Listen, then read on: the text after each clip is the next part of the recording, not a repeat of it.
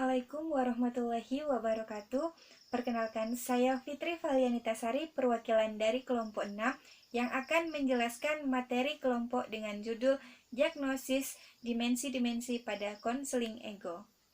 Nah, seperti yang sudah kita ketahui pada pembahasan minggu lalu, bahwa konseling ego ini yang dipopulerkan oleh Erikson memiliki ciri khas yang lebih menekankan pada fungsi ego seseorang. Kegiatan konseling yang dilakukan pada umumnya bertujuan untuk memperkuat ego string, yang berarti melatih kekuatan ego konseli itu sendiri. Erikson menekankan bahwa individu yang mengalami permasalahan adalah individu yang memiliki ego yang lemah.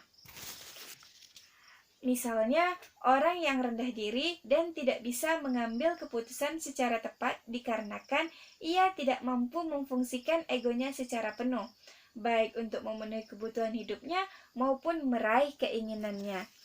Untuk contoh kasusnya, akan kami tampilkan pada proses konseling dengan mengangkat permasalahan konseli yang mengalami kasus broken home, di mana dia tidak bisa mengontrol emosi dirinya sendiri dan berusaha melampiaskan keadaan yang sedang ia alami untuk mendapatkan ketenangan. Hal ini dikarenakan dia belum dapat memfungsikan egonya sendiri dengan baik. Dia masih belum bisa memiliki kepercayaan diri untuk dapat menyampaikan dan menegaskan masalah yang sedang ia hadapi dan apa sih yang sedang ia inginkan sebenarnya. Nah, untuk membantu masalah yang dialami oleh konseli seperti ini, diperlukan konseling ego agar dapat mengembalikan kepercayaan dirinya dan fungsi egonya. Di dalam konseling ego itu sendiri, terdapat beberapa teknik yang dapat diterapkan oleh konselor. Nah, pada pembahasan kali ini, kami dari kelompok 6 akan khusus membahas teknik diagnosis dimensi-dimensi pada konseling ego, di mana diagnosis dimensi-dimensi itu sendiri adalah salah satu teknik yang ada di dalam konseling ego. Dalam teknik ini, seorang konselor bertanggung jawab merumuskan dan mendiagnosis masalah serta memberikan kesempatan pada konselinya untuk memahami masalah-masalah yang sedang dialami. Diagnosis yang dilakukan pun harus sesuai dengan dimensi-dimensi. Seperti yang pertama, merincikan masalah-masalah yang dialami oleh konseli saat dilaksanakannya konseling ego ini. Misalnya, masalah apa saja yang sedang dialami oleh konseli tersebut, maka akan dirincikan oleh si konselor dari yang umum sampai bersifat mendetail. Selanjutnya yang kedua, mencari sebab-sebab timbulnya permasalahan yang dialami oleh konseli itu sendiri dengan menggali berbagai informasi melalui konseli itu sendiri untuk mengetahui apa sih penyebab masalah yang sedang dialami pada saat itu. Yang ketiga, mencari dan mengetahui letak masalahnya di mana.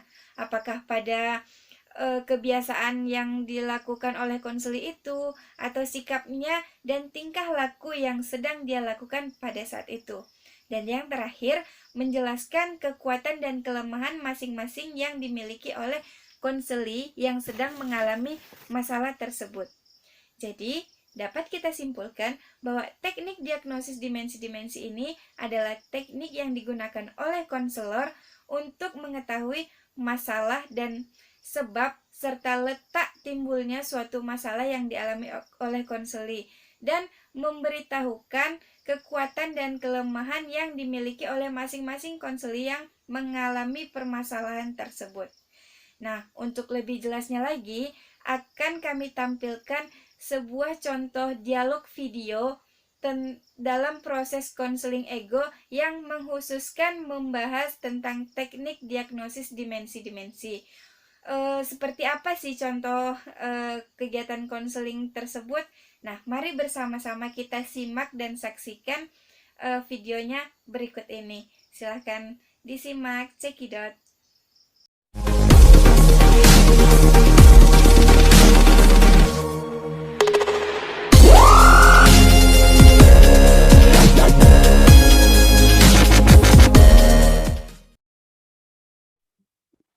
Halo Sofi, akhir-akhir ini gue lihat kamu sering menyendiri dan murung.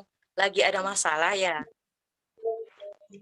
Saya tidak apa-apa kok, Bu. Jangan bohong. Dari wajah kamu, Ibu lihat kamu sedang ada masalah. Apa yang sedang Sofi pikirkan? Sebenarnya saya ada masalah yang cukup berat menurut saya, Bu. Apa itu masalahnya? Sofi tidak usah takut untuk bercerita. Sofi bisa bercerita tentang semua yang ingin Sofi katakan dan yang Sofi rasakan. Sofi tidak perlu takut karena kerahasiaannya terjamin keamanannya. Jadi, Sofi bisa bercerita dengan leluasa dan tenang. Jadi begini, Bu. Belum lama ini orang tua saya bercerai dan hal itu membuat saya sangat sedih dan juga terpukul. Semenjak itu saya sering marah-marah nggak jelas, Bu. Saya sangat susah untuk mengontrol emosi saya. Ibu sangat paham apa yang Sofi rasakan. Eh, Setiap saya melihat teman-teman saya berkumpul dengan orang tuanya, saya jadi teringat kenangan-kenangan saya saat bersama orang tua saya, Bu. Saya sedih dan juga marah. Tidak hanya itu, saya juga sering diejek oleh teman-teman.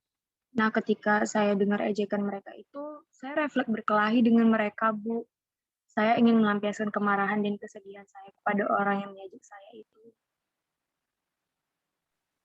Apakah dengan cara demikian bisa membuat Sofi lega dan bahagia? Tidak, Bu. Malahan saya makin merasa bersalah dan sedih atas tindakan saya. Mungkin ketika melakukan tindakan tersebut, Sofi tidak berpikir dengan matang. Sofi hanya berpikir bagaimana cara melampiaskan kesedihan yang Sofi rasakan, tanpa menyadari efek samping dari tindakan tersebut. Iya, Bu. Saya sering seperti itu akhir-akhir ini. Ketika saya sedih dan emosi, tindakan saya tidak bisa terkontrol, Bu. Saya bingung harus bagaimana. Setiap hari saya berusaha bagaimana cara untuk mengontrol emosi saya. Saya selalu berpikiran positif dan saya mencoba memikirkan efek buruk dari setiap tindakan gegabah yang saya lakukan. Serta saya juga berusaha untuk menerima kenyataan bahwa ya mungkin inilah jalan satu-satunya yang terbaik buat saya, tapi itu sangat sulit, Bu. Dari yang kamu ceritakan tadi, sebenarnya kamu sudah mengetahui permasalahan dan di mana letak permasalahannya. Kamu sangat susah mengontrol emosi yang kamu alami karena kamu masih terpikir akan kejadian yang menimpa keluarga kamu. Dan ketika ada orang lain yang mengejek kamu, kamu langsung terpancing sama emosi untuk berkelahi dengan orang tersebut. Apa yang sudah kamu usahakan itu sangat bagus, memang benar, sangat susah untuk menerapkannya. Tapi percayalah, ketika ketika kamu sudah benar-benar menerapkan apa yang sedang kamu usahakan itu, kamu akan merasakan kebahagiaan dan ketenangan kembali. Terima kasih banyak, Bu. Saya merasa lega dan lebih tenang setelah bercerita kepada Ibu. Kesedihan dan emosi saya juga sudah mulai menurun. Apapun yang terjadi, kita sebagai manusia harus berbuat baik, walaupun kita tidak mendapatkan kebaikan kembali dari orang tersebut. Tidak apa-apa, nanti Allah yang akan membalas kebaikan kita. Iya, Bu. Saya akan selalu berusaha mencoba untuk menjadi lebih baik dan mengontrol emosi saya. Baik, apakah masih ada yang ingin Sofi sampaikan? Tidak, Bu. Saya rasa cukup. Oke, kalau Sofi ada yang mau diceritakan ke Ibu lagi, Sofi bisa langsung menemui Ibu saja ya. Baik, Bu. Terima kasih banyak ya. Iya, sama-sama Sofi.